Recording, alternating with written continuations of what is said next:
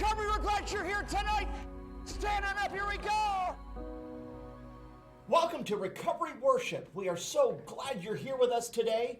I'm Dr. Mark Vandermeer, the Executive Director of Community Recovery International.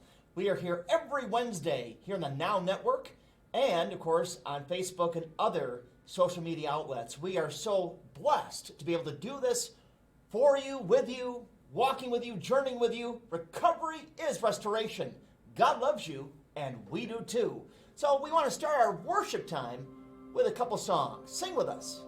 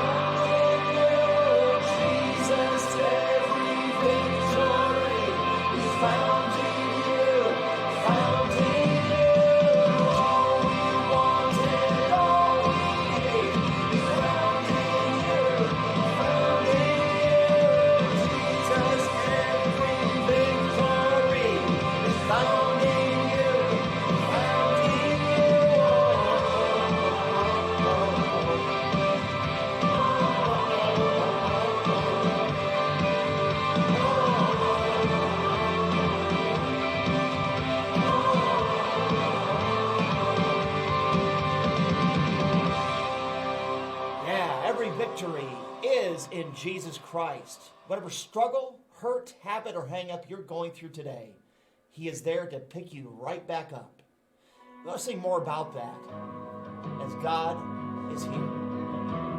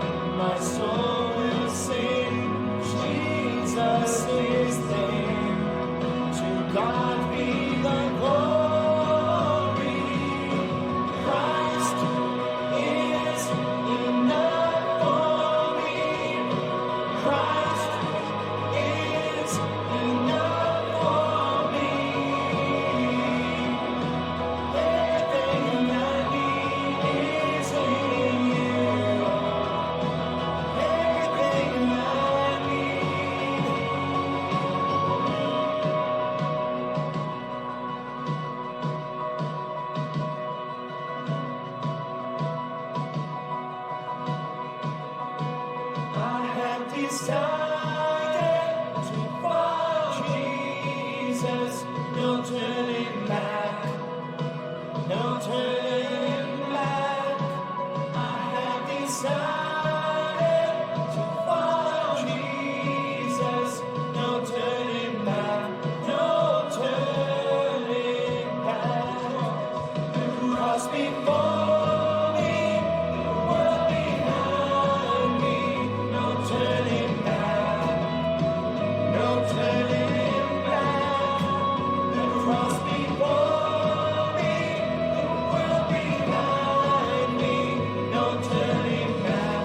No turning back.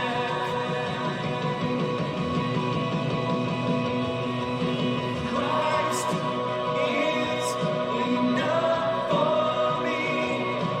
Christ is enough for me.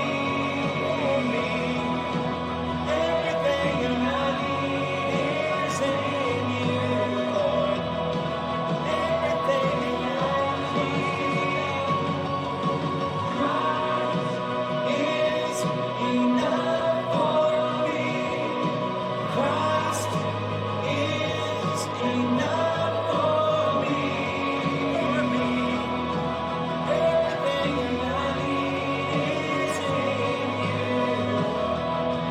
Everything I need, I have decided to follow Jesus. No turning back. No turning back. I have decided to follow Jesus. No turning back. No turning back. I have decided to follow Jesus. No turning back. No turning back. I have decided to follow Jesus. No turning back. No turning back.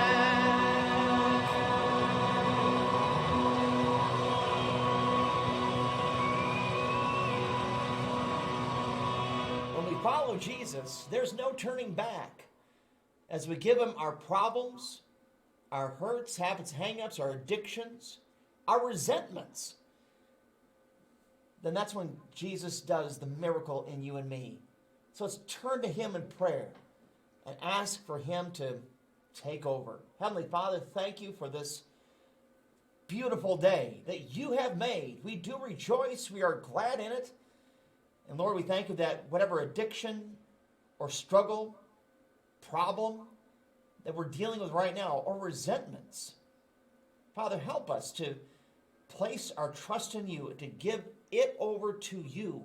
And when we do, God, that's when the miracle happens. Lord, rearrange our hearts. Lord, meet our needs, because, Lord, no one else can. So when it comes to family, resources, time, relationships, forgiveness, Lord, I pray that it would happen beginning with you. So help us to be in tune with you, oh God, through the power of the Holy Spirit. Now, everybody, we want to invite you to pray with us with the full Trinity prayer. That's what we do with recovery and Jesus, because God is the author of our peace. So we pray together out loud. God, grant me the serenity to accept the things I cannot change, the courage to change the things I can, and the wisdom to know the difference, living one day at a time, enjoying one moment at a time, accepting hardship as a pathway to peace, taking as Jesus did, the sinful world as it is, not as I would have it, trusting that you will make all things right if I surrender to your will, so that I may be reasonably happy in this life and supremely happy forever in the next. Amen and amen. Woo! Yeah! God is good all the time. And all the time, say with me, God is good. And all God's people watching said, wow! Because God is worthy of worship. All God's people said amen, but all God's people said wow as well, because God is worthy of worship. Hey, one more time. All God's people watching said, wow, and wow again. Woo! What a great day to be alive. A great day to be alive. Because of Jesus dying and rising. It brings comfort, even though we don't feel it. It brings comfort, even though we don't see it. And this comfort comes from surrender every day, every moment. In recovery, God has given us step 1 and 2 right out of the Bible. So let's take a look at those 2 steps. Step 1, let's say it together. We admitted we were powerless over our addictions and compulsive behaviors, that our lives had become unmanageable. I know that nothing good lives in me, that is in my sinful nature, for I have the desire to do what is good, but I cannot carry it out. From Romans 7:18. And Paul makes it clear. We're going to look more and more at what Paul says here today in Romans chapter 5. But the whole thing of, I'm corrupt, I'm wretched, I'm nothing that can save me. And nothing that can get me into heaven. Thanks be to God through Jesus Christ that we can.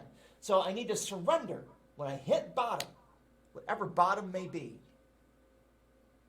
I look up, and there's Jesus. Step 2 takes us into that next part, because many in our addictions, many people that is, many in their addictions, they're not sure how to surrender, and they just have to admit first that their lives are unmanageable. And then step 2 comes right behind it to say, we came to believe. So let's say it together. We came to believe that a power greater than ourselves could restore us to sanity. For it is God who works in you to will and to act according to his good purpose. Philippians chapter 2, verse 1. God's already at work in you. Just as I said, you can't feel it, but he's there. You can't see it, but God is doing it. God speaks the still small voice inside, and then just erupts, and then flows over, kind of like your cup flowing over with God's Spirit inside of you. So step 2 takes us into that coming to believe. Oh, there's someone, the God of the Bible, who is higher than me. Well, with recovery, that's the whole process of restoration. That's all recovery is. You may be asking me, Dr. Mark, what is recovery really? Recovery isn't that for people who just have severe problems? True, but it's also for any of us. Who of us meet all of God's standards or are complete in God's eyes? None of us. Romans 3:23 says we've all fallen short of the glory of God. And therefore, that's why God's at work in us. From Philippians 2, with step 2, we came to believe. God's at work. We come to see it, finally, in the process. That recovery process is so important to understand, because God is a God of process.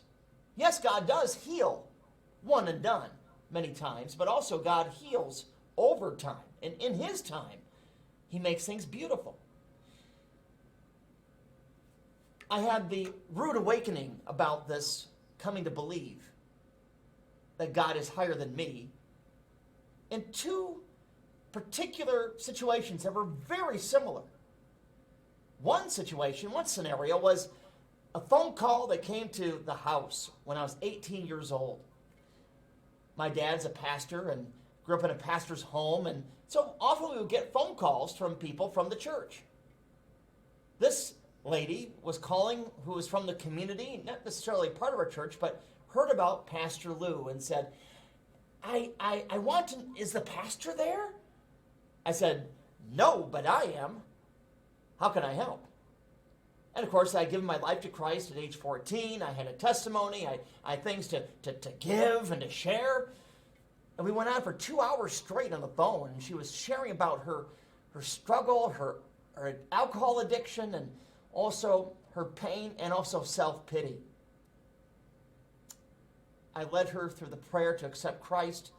We laughed, we cried, and then at the end of the 2-hour conversation, I said, Mary,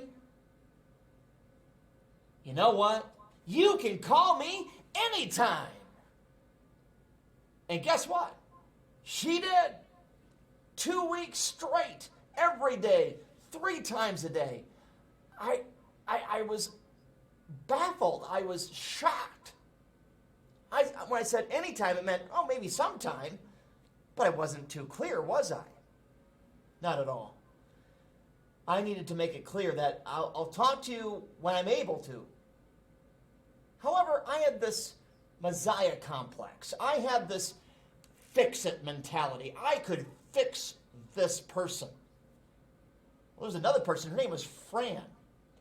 And Fran was a part of our church. And she had a lot of relationship issues, a lot of self-esteem issues, you name it. And one Sunday, it just was, as we were there at church, she came up to me and wanted to talk and so on. And I said, okay, sure, let's talk some more. And she found a friend, me, and we spent many Sundays, many times, and often hours. But sure enough, things just never seemed to get better. Oh, they were better for the day. Oh, it was good talking to you, Mark. Wonderful. We prayed, we cried, we went through that same thing. And she just had a ton of, well, more life issues than I could fix. Only God can fix them. So with Mary and Fran, it was evident after trying, I was not going to fix them. Far be it from me to fix them. How is that even possible? Now they look back. But when I was 17, 18 years old, it seemed plausible. Maybe you've been there. Maybe you've thought you could fix your friend, or maybe you could fix the situation with so-and-so and such and such. We've all been there, everybody. We all need to surrender and say, God, only you can take care of this. And so fixing is something in God's department. You see, with recovery comes restoration and healing and conviction and a lot of shaping and forming. It's kind of like God takes his spiritual shears.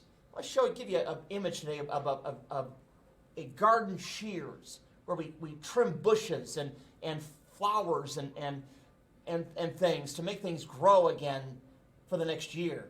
In the same way, God uses his spiritual shears to shear off, to cut off the things that are holding us back from honoring God, following him, obeying him, when we're all caught up in ourselves.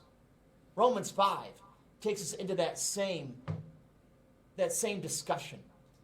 Romans 5, verse 1. It says, therefore, since we've been justified through faith, only by faith that we're saved, we have peace with God through our Lord Jesus Christ, through whom we've gained access by faith into this grace in which we now stand. And we boast in the hope of the glory of God. Not only so, but we also glory in our sufferings. Paul's talking about glorying, appreciating our sufferings. Sounds counterintuitive, because we know that suffering produces perseverance. Here it is. We know that suffering produces perseverance, perseverance character, and character hope. And hope does not put us to shame, because God's love has been poured out into our hearts through the Holy Spirit who has been given to us. Just like that coffee cup, that coffee mug, that coffee, that nice piece of china being filled up with coffee or tea and is flowing over. So good.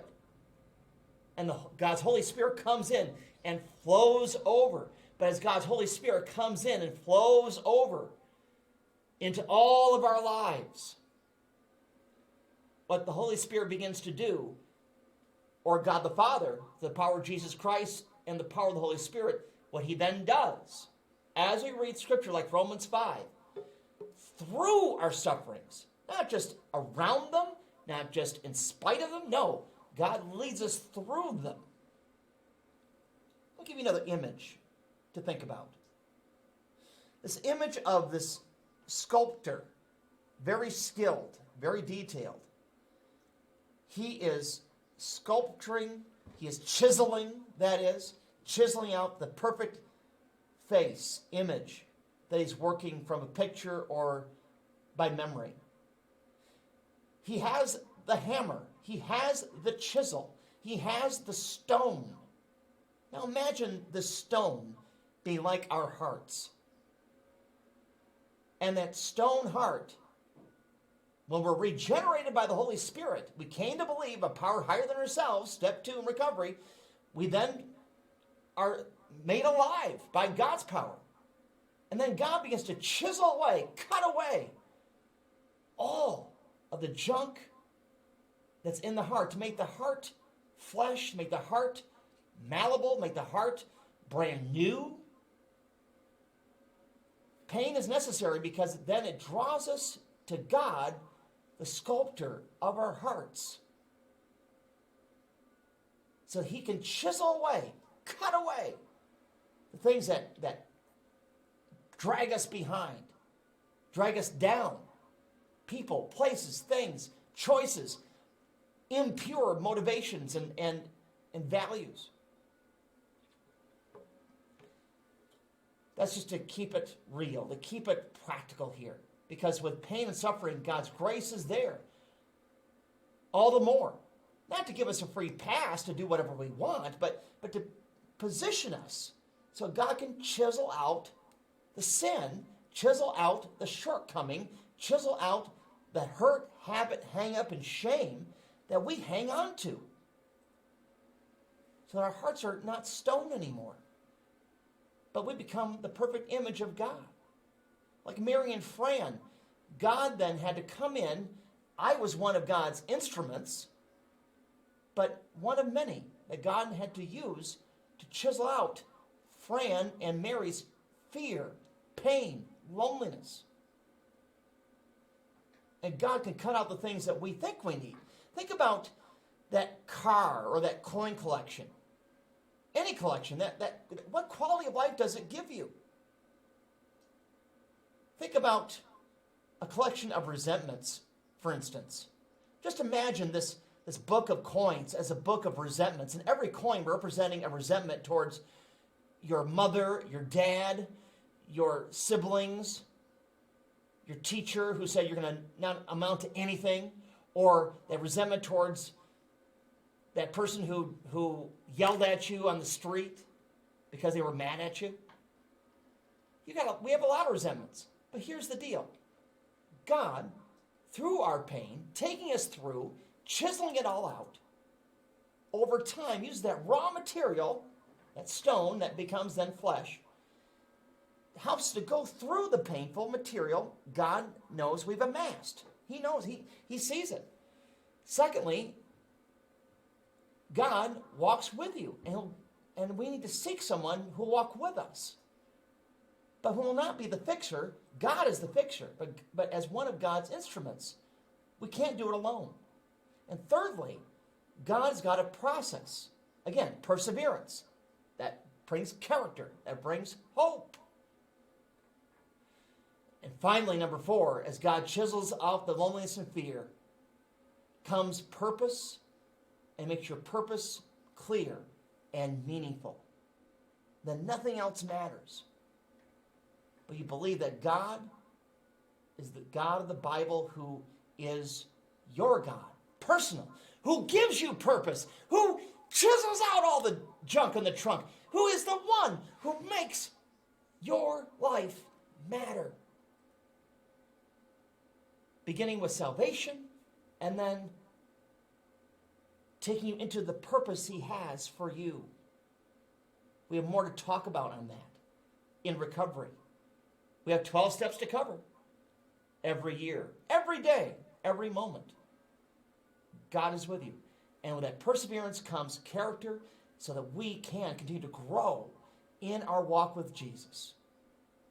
Well, it's been great to be with you today. God loves you and we do too. We want to pray out together. We pray, whose Father? Our Father, who art in heaven, hallowed be thy name. Thy kingdom come, thy will be done, on earth as it is in heaven. And give us this day our daily bread, and forgive us our trespasses, as we forgive those who trespass against us. And lead us not into temptation, but deliver us from evil. For thine is the kingdom, and the power, and the glory forever. Amen and amen. God bless you. Be at peace. We will keep walking with you every week.